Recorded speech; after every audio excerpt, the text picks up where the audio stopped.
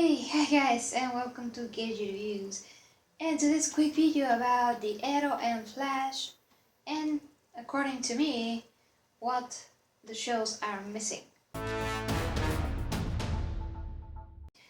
So guys, I'm watching Arrow and the Flash from the very first episodes. In the beginning, the Arrow seemed like one of the best shows that I've ever seen. It was pretty awesome, pretty cool. But through the course of time, it became really like something that they try to suck out of their fingers. It's just uh, either is they're trying too hard, either this is the problem, or they are not trying hard enough. They're trying to convey some emotion, and they're doing this in the wrong way, or something else, or they're just trying to shock us for the sake of shocking us, and there's just no real substance to all. So Arrow, me personally, it disappointed me very much. These days I'm just watching it for the sake of just knowing what is going on, but I'm not that interested. It's like fast food, you know.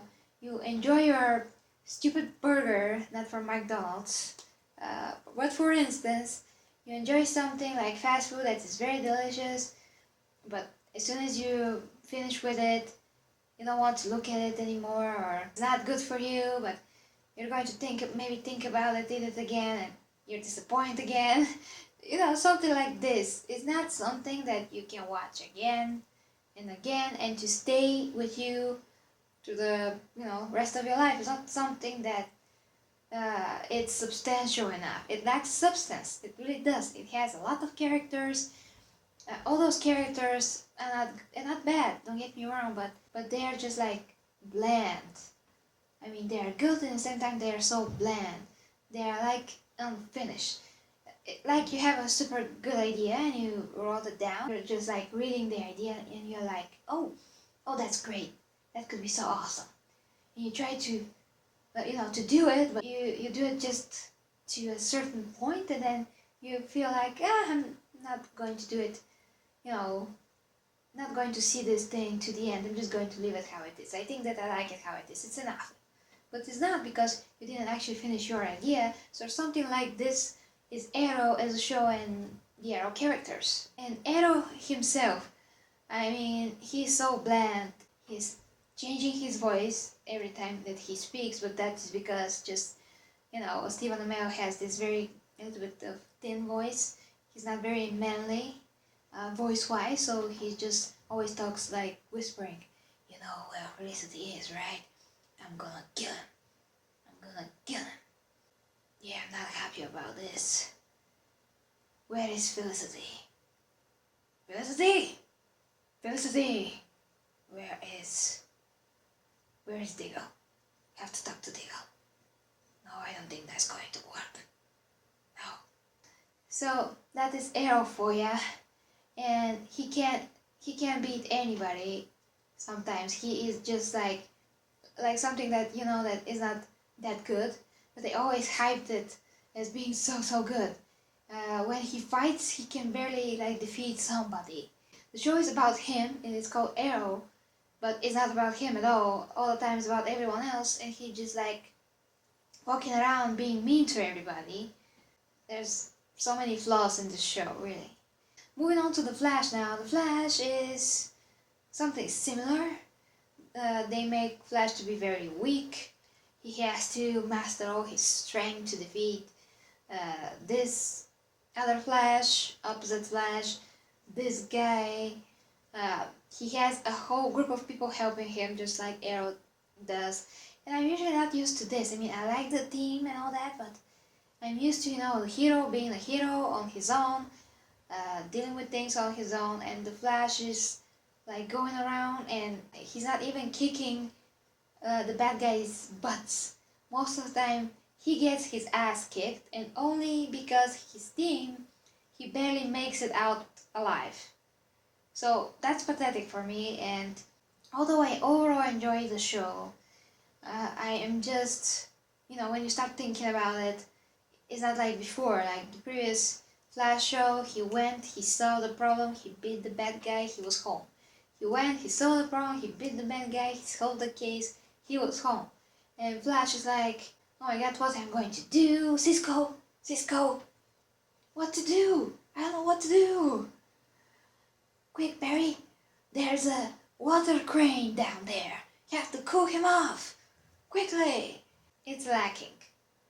I don't like it. So basically, both shows try to create those really good characters. In the same time, they all lack something. They're not so substantial. They're just floating on the waters. Everything is so superficial, and they're trying to make you feel something. But honestly, I'm not sure that I care about most of those characters. Yeah. And Barry's so thin. Really? He's so thin. He can be beat up by everybody. I mean, he's Flash, I know that he's a runner, but he's never presented as thin as Spider-Man. Even Spider-Man is not so thin. They just made him out to be so thin in the movies. And now Supergirl and Flash are going to get a crossover, which I'm super happy about. Because it's going to be awesome to see the two characters on the screen. And Supergirl for now is the most successful superhero show on TV. She has the most views. Some of that is because she's on CBS, which is, the bigger television. But Supergirl, I think, he has a lot more heart to it.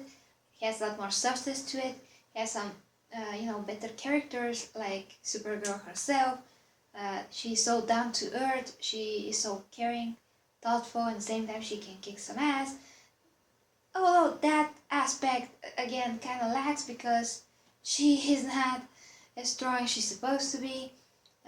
They say that she could drown, which is ridiculous. Superman can drown. She's sometimes hurt by other things than only kryptonite, like a guy from the second episode or the third episode that he has some kind of atomic energy in him, and he was kicking Supergirl's ass, and even Superman couldn't beat him. And that guy is just a man. Superman didn't figure out a way to beat him, and Supergirl did. But that whole concept is just ridiculous. Like, oh, yeah, I just remember his name. His name is Reactron. That guy is just a man. Supergirl should be able to destroy that crystal that powers him or whatever was powering him. I mean, not the crystal, something else. It's like close to the mind. So, there's some stupid stuff. But Supergirl as a character, she's so charming, so natural. And she is doing things herself. Mostly, she does have a team behind her, but not in the same way that Flash and Arrow, and she does fight alone. So she tries. She does have a spark and a fire in her. Sometimes the fight scenes are not so very well shot. You see like close up of a cape instead of backing up a little bit. Something like that, but mostly overall Supergirl is a lot more sophisticated show than Flash or Arrow.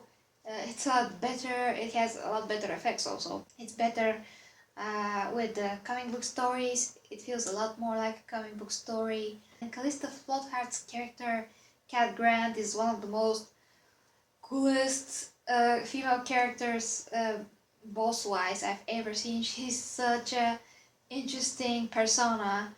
To look at her is amazing. Whatever she says is gold. Is amazing, and her dynamic with Supergirl is just gold. How they act with each other, their relationship is just amazing. Also, Melissa Benoist that plays Supergirl, I never seen anyone that plays Supergirl so good. Now that we've seen like a lot of actresses that play her, but she is above and beyond and what Supergirl is supposed to be. Supergirl has a lot of incarnation through the years, but what this Supergirl is and how Melissa Benoist is playing her is the best version of Supergirl. Like Superman in many ways, but at the same time she is her own person. She tries to find herself because she's a young person like everyone else. She also tries to grow up and find herself, and she's doing her best.